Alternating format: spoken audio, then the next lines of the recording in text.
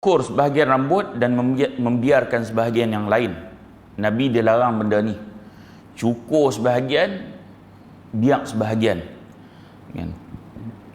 Baginda cukur sebahagian, biak sebahagian. Benda ni disebut sebagai al-qaza'. Dalam istilah agama disebut sebagai al-qaza'. Dia cukur sebahagian ni, kemudian atas ni dia biak. Dikatakan kepada Nafi', perawi hadis ini, dia kata, apa itu al-qaza'?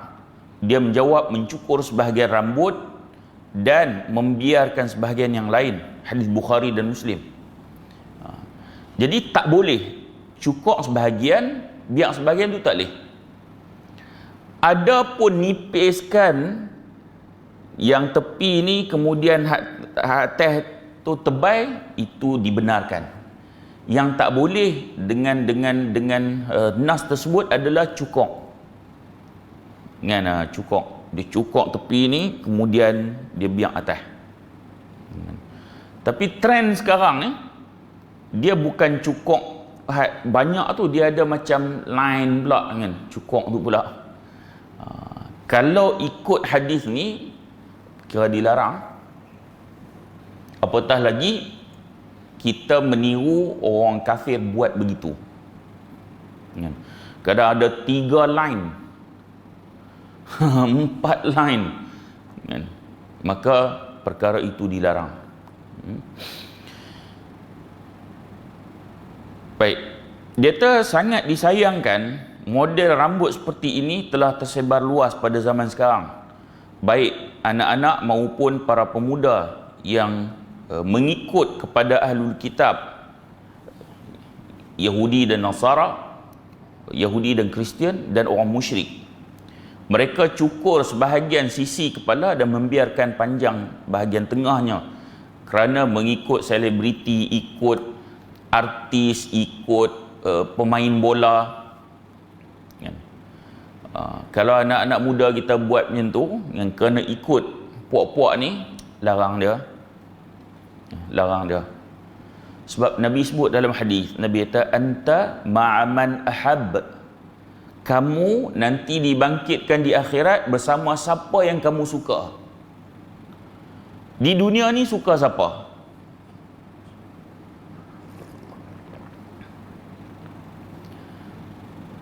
Suka para ulama yang ikhlas, sayang sungguh. Suka dengan orang-orang yang istiqamah main masjid. Aku tak boleh tengok orang main masjid ni, aku jadi seronok, suka dengan mereka. So kita sayang dengan orang macam ni, mudah-mudahan esok Allah bangkitkan dengan orang-orang yang macam ni, orang kita sayang di dunia ni. Adapun kalau sayang dengan artis, sayang dengan pemain bola, tuan-tuan tak rasa khawatir ke kalau nanti dibangkitkan dengan puak-puak ni? Jangan kutuk pemain dia. Kadang orang hina Rasulullah tu, dia tak marah lagi berbanding dengan orang hina pemain bola sepak yang dia sayang, hina artis yang dia sayang. Orang hina Rasulullah bukan kata dia tak balas, rasa apa pun tak. Macam Perancis, Perdana Menteri, Presiden Perancis Emmanuel Macron, dihina orang Islam, dihina Rasulullah. Ramai orang yang terasa bantah, balas. Namun tuan-tuan perasan ada orang tak kisah pun. Hang nak hina Rasulullah ke apa, lantak pi hampa aku, janji aku hidup di dunia ni sonok-sonok cukup. Tak ada rasa apa-apa. Tiba-tiba orang bantai tokoh politik yang dia sayang, oi, dia marah. Maka tuan-tuan, Nabi dah sebut, seseorang itu anta ma'aman ahab, kamu akan bersama dengan siapa yang kamu suka. So di dunia ni kita dah perlu nilai dah. Kita ni sayang kat siapa? Suka kat siapa? Takut-takut sayang dan suka itu kita akan dibangkitkan dengan mereka. Perlu ada kekhawatiran, dah perlu nilai. Aku ni sayang kat dia ni sebab iman dia. Dah alhamdulillah sekurang-kurangnya adalah dasar tu ada. Tapi kalau memilih orang-orang tokoh-tokoh yang bukan kerana iman, bukan kerana agama, khawatir dibangkitkan di mahsyar kelak dengan mereka.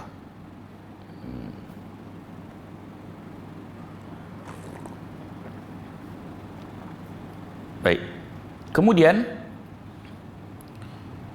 kaum wanita tidak boleh menyerupai kaum lelaki. Begitu juga sebaliknya.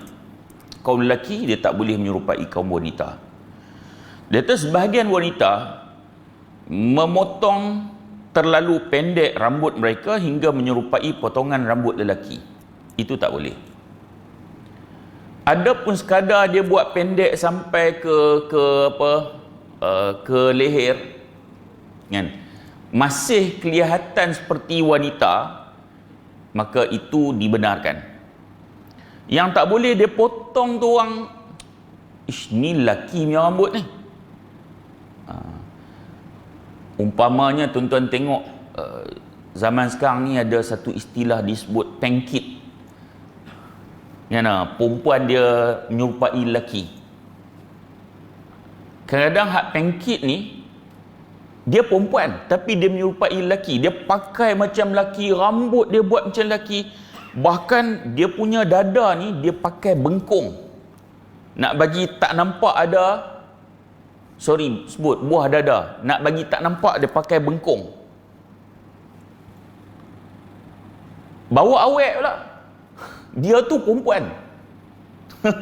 Kita pergi kedai makan duk perhati, lain macam ni bukan lelaki ni perempuan ni. Dia tuan-tuan, bila Allah jadikan kita lelaki, dia ada ciri-ciri khas lelaki. Bila Allah jadikan perempuan, dia ada ciri-ciri khas perempuan. Memang contoh lelaki dia keras, dia jalan pun lain sikit. Perempuan dia lembut, dia jalan pun nampak kelembutan dia. Tetapi kalau dia perempuan, dia nak bagi jadi macam lelaki, dia terpaksa buat-buat. Kalau kita tak buat, memang watak kita tu memang Allah jadikan lelaki nampak keras. Tapi kalau perempuan yang fitrahnya lemah lembut, dia terpaksa buat jadi keras. Tu yang jalan pun lain macam. Kita pun tak jalan macam tu, dia terpaksa buat. Sama dengan apa pondan ni, maknya apa semua kan. Cuba tuan-tuan tengok, dia terpaksa dia jalan ni lain macam ni. Kalau lebih tu bukan dia. Jadi kalau tuan-tuan tengok ada siap bawa awet pergi restoran kan, pergi kedai makan, tengok rambut nipis, jalan pula macam tu, dia bawa bengkong ni. Maka buat rambut macam tu, lelaki menyerupai perempuan, perempuan menyerupai lelaki, haram. Haram. Baik. Disebutkan dalam sebuah hadis bahwasanya Nabi SAW, ni hadis Ibn Abbas radhiyallahu anhuma, qala la'ana Rasulullah sallallahu alaihi wasallam al-mutasyabbihina minar rijal bin nisa wal mutasyabbihati minan nisa'i bir rijal. Dalam hadis ni Nabi melaknat orang lelaki menyerupai orang perempuan menyerupai orang lelaki, dilaknat. Tuan-tuan, rambut ke, pakaian ke, apa saja berbentuk penyerupaan lawan jenis, maka dilaknat.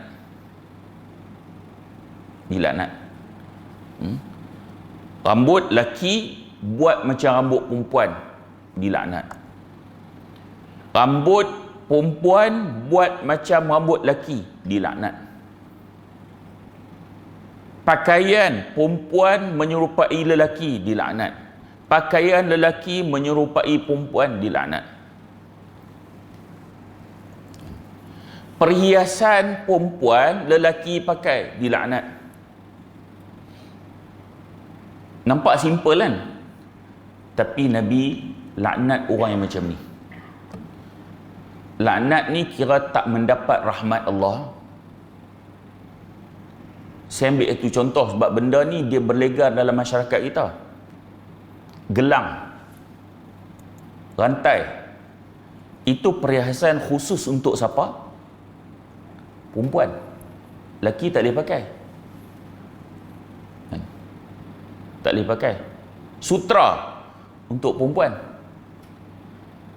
Apa saja hukum yang telah diberikan kepada sesuatu jantina, maka jantina yang lain dia tak boleh nak protes. Pasal apa Allah bagi perempuan je pakai emas, pasal apa Allah tak bagi perempuan je pakai sutra, pasal apa Allah bagi perempuan je boleh pakai gelang, rantai. Saya gaji ni sebulan 50,000, ikut suka saya nak pakai emas. Pasal apa perempuan je boleh? Tak boleh komplain. Kerana syariat hanya membenarkan wanita je boleh pakai, walaupun dia berkemampuan. Tak payah nak protes. Sama juga kalau hukum tu dah memang Allah bagi pada lelaki je, perempuan jangan protes. Poligami umpamanya. Kalau tuan tengok dalam Facebook kan, oh kalau lelaki kahwin 4, kami mau tak? Perkataan-perkataan yang membahayakan akidah. Dah Allah bagi pada lelaki, hang jangan komplain. Sama juga macam hari tadi ni. Perhiasan tu memang Allah bagi untuk wanita je, walaupun hang mampu. Hang gaji sebulan 1 juta, Allah tak bagi pakai emas, tak payah pakai emas, tak payah komplain. Baik. Jadi perhiasan untuk wanita lelaki tak boleh pakai ya. Rantai, gelang. Dia tahu gelang ni bukan emas, gelang ni besi. Tak. Gelang tu perhiasan untuk wanita, lelaki tak boleh pakai. Dia tahu saya pakai rantai ni kan, ada orang dia pakai, lelaki pakai rantai. Tak, itu perhiasan untuk wanita sahaja. Lelaki tak boleh pakai. Kecuali dalam hal-hal tertentu lah. Kan? Dalam hal tertentu, contoh askar. Kan, askar dia pakai rantai tu. Kan, kalau nak masuk hutan, kan, yang tu dibenarkan lah. Saya dulu pun pakai agak. Kan. Dia tulis nombor tentera, kemudian dia tulis darah jenis apa, kemudian agama Islam. Kalau masuk hutan, mati, kan, dia tahu ni mayat orang Islam. Dah tahu dah darah jenis apa. Saja-saja pakai tak boleh.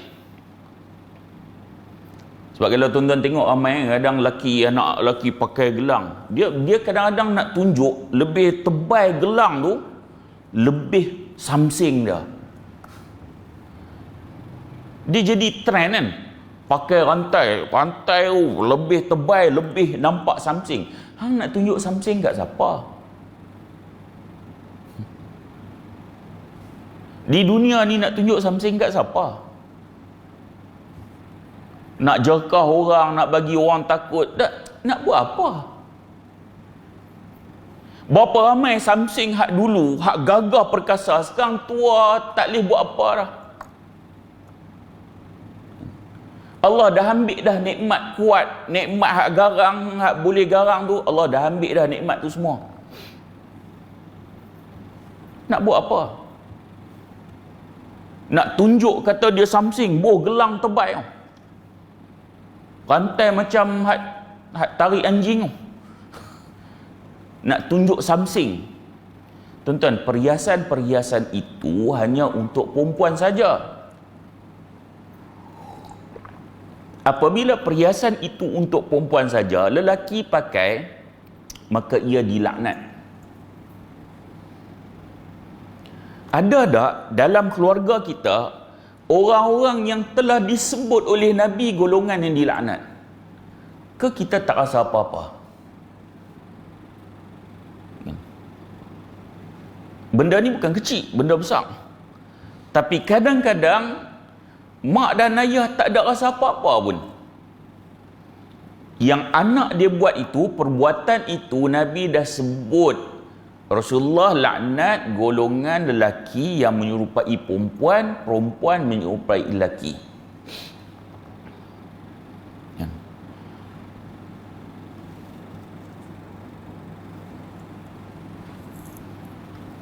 Tuan-tuan, dalam masyarakat kita benda ni banyak. Tuan-tuan pergi ke universiti kadang had yang macam pondan ni ramai kak. Dia ada grup dia ada kawan-kawan dia sama-sama dia.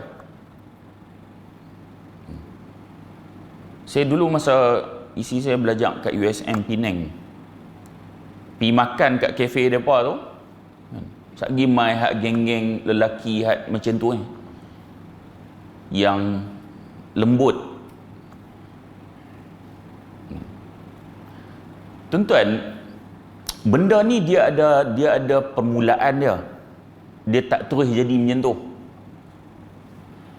So mak ayah ni dia kena prihatin lah sikit.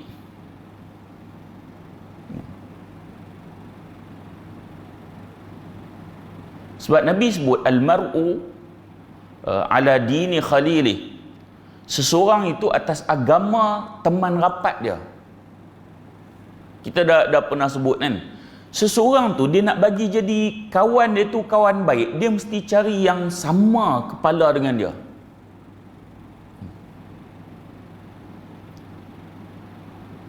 Mungkin saya pernah sebut kan, contoh macam kaki nombor ekor. Siapa kawan baik dia? Takkan dia nak pergi cari Tok Imam. Tak matching. Siap telefon Tok Imam, ni satu nombor, dia tak boleh nak bincang bab tu.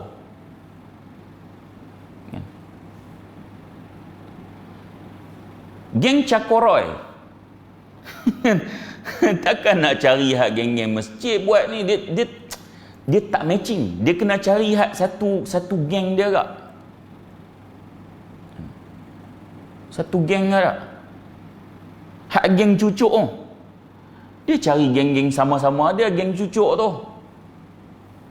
Tak dan kerajaan umum vaksin lagi, dia dah cucuk lah.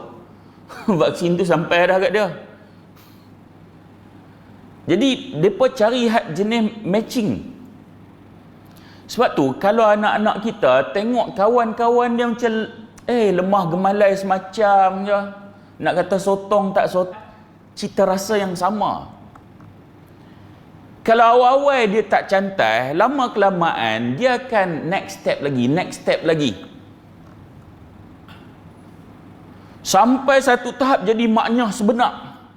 Oh, masa tu payah dah. Nak cantai payah dah. Hatta bubuh hormon suntik buat jadi buah dada. Kan? Kadang body rupa hak pondan ni lagi lawa dah perempuan. Pasal apa kita tak sekat awal? Tengok dia lemah gemalai je, lelaki tak boleh macam tu. Lelaki kena ada watak lelaki lah. Lelaki kan. Siapa lelaki duk cakap lemah gemalai macam tu? Jadi Islam dia tak mau macam tu. Laki menyerupai perempuan, perempuan menyerupai laki. Laki mesti jadi laki, perempuan mesti jadi perempuan. Fitrah yang ada pada laki itu mesti ditonjolkan fitrah dia yang sebenar. Perempuan mesti fitrah yang Allah bagi jadi pada perempuan mesti ditunjukkan dia adalah perempuan. Sebab tu apa saja bentuk penyerupaan ni Nabi laknat. Jangan anggap biasa. Jadi ada aja bunga-bunga cantai hawai. Cantai awal. Jangan biak nanti dia makin melarat. Baik. Haram menyambung rambut ataupun memakai rambut palsu, dipanggil wig kan. Zaman sekarang ni rambut palsu ni dia sambung dengan dia kata disambungkan dengan rambut kepala sehingga menjadi lebih panjang. Banyak dilakukan baik lelaki ataupun perempuan. Lebih-lebih lagi artis, penyanyi kan. Rasulullah SAW bersabda dalam hadis Bukhari, la'anallahu al-wasilata wal mustawsilata wal washimata wal mustawshimata. Allah melaknat al-wasilah, al-mustawsilah, al-washimah dan al-mustawshimah. Al-wasilah yang kita nak sebut ni ialah wanita yang dia sambung rambut dia. Al-mustawsilah, orang yang menyambung. Kan? Baik. Al-mustawsilah, orang yang minta sambung. Al-wasilah, yang sambungkan. Macam tu. Al-wasilah, orang yang sambungkan rambut tu, tukang sambut rambut tu. Al-mustawsilah, dia minta untuk disambungkan rambut dia. Maka perbuatan ini haram. Kemudian Rasulullah SAW juga bersabda dalam hadis Bukhari, innama halakat banu Israila hina ittakhadha hadhihi nisa'uhum. Telah binasa Bani Israel ketika para wanita memakai ini. Maksudnya memakai rambut yang disambung. Ayyuma imra'atin zadat fi ra'siha sya'ran laysa minhu fa innahu zurun tazidu fih. Siapa saja wanita yang menyambung rambutnya dengan rambut palsu, maka sesungguhnya ia adalah kepalsuan yang telah ditambahkan pada dirinya. Hadis dalam An-Nasa'i. Baik. Larangan menyambung rambut, sambung rambut ni ulama bincang panjang. Ada dalam hadis yang lain, hadis Asma binti Abu Bakar radhiyallahu anhuma, seorang wanita dia datang jumpa Nabi sallallahu alaihi wasallam, lalu dia mengadu pada Nabi. Dia kata, wahai Rasulullah, sesungguhnya aku ada seorang anak perempuan yang baru saja menikah. Dia kena penyakit cacar sehingga rambut dia gugur. Lalu dia tanya, boleh tak saya menyambung rambutnya dengan rambut palsu? Sambung rambut dengan rambut yang lain. Lalu baginda bersabda, la'anallahu al-wasilah wal mustawsilah. Hadis tadi ni, Nabi laknat orang yang menyambungkan dan orang yang minta disambungkan rambutnya. Baik, hadis sahih Muslim. Dalam hadis yang lain diriwayatkan oleh Aisyah radhiyallahu anha juga, seorang gadis Ansar baru berkahwin, dia telah jatuh sakit menyebabkan rambutnya banyak gugur. Keluarganya hendak menyambung rambutnya, yakni dengan rambut palsu. Mereka kemudian bertanya pada Nabi SAW dan Nabi sebut, la'anallahu al-wasilah, la'anallahu al-wasilah wal mustawsilah. Hadis Bukhari. Baik, Imam An-Nawawi sebut perkara ni. Dia kata menyambung rambut ni hukumnya haram secara mutlak, sebab hadis ni Nabi sebut laknat. Maka apabila Nabi sebut laknat, hukum dia akan jadi haram. Baik. Dalam kitab Nailul Awtar, Imam Asy-Syaukani dia sebut menyambung rambut itu diharamkan kerana laknat dan tidak dikenakan pada yang tidak diharamkan. Laknat tak dikenakan kepada yang tidak diharamkan. Lalu Asy-Syaukani dia sebut huraian Imam An-Nawawi. Kan? Imam Nawawi kata apa? Inilah hukum yang zahir dan terpilih. Para ashab kami telah menjelaskannya. Apabila perempuan menyambung rambutnya dengan rambut manusia, maka hal itu jelas haramnya tanpa perselisihan. Kalau sambung dengan rambut manusia, yang tu jelas haram. Sama ada rambut itu rambut mahram dia ke, rambut bukan mahram dia ke, tidak dibenarkan. Namun dia kata, apabila seseorang perempuan sambung rambutnya dengan rambut yang najis, contohnya bulu binatang, yang telah menjadi bangkai atau rambut haiwan yang tidak dimakan dagingnya apabila berpisah daripada badannya semasa hidup, maka hukumnya juga haram kerana hadis di atas dan kerana dia telah secara sengaja membawa najis ke dalam solatnya dan di luar solat. So kalau dia sambung dengan rambut manusia, yang tu jelas haram. Ataupun sambung dengan bulu binatang, dia kata ini menyebabkan nanti najis, akan jadi najis kan. Kemudian dia kata ada pun rambut yang suci yang bukan daripada manusia, maka terdapat 3 pandangan. Rambut tu rambut sintetik, dia bukan rambut manusia, dia bukan bulu binatang, tapi sintetik hak buat tu, macam rambut palsu kan. Dia ada 3 pandangan. Pertama sekali, tak boleh. Ada pandangan ulama kata sintetik ke tak boleh. Pandangan ni kira keras sikit lah. Ada pandangan yang kata boleh rambut macam tu, dengan syarat dia bukan daripada elemen yang bernajis lah. Dan yang paling kuat di sisi Syafi'iyah, dia kata apabila perempuan itu menyambungnya dengan izin suami, kalau hamba dengan izin tuannya, maka hal itu dibolehkan. Sekiranya tidak diizinkan, maka jadi haram. Kalau suami izin kan, isteri rambut pun dah ada gugur apa semua kan, ada sebahagian tempat pun dah ada ni ya. Kalau suami izin, boleh. Suami tengok pun dah tak apa-apa, nak lalu dah kan, tak ada rambut. Suami kata pakai apa rambut bagi nampak cantik sikit, yang tu boleh. Wallahu ta'ala alam, saya lebih cenderung pada pandangan ini. Lebih cenderung pada pandangan ini. Maksudnya wanita dia boleh menyambung rambutnya dengan selain daripada rambut manusia ataupun bulu yang binatang yang tak dimakan, yang bernajis. Jadi kalau selain daripada itu, rambut itu rambut sintetik dan tidak untuk dipamerkan kepada yang bukan mahram. Wallahu ta'ala alam.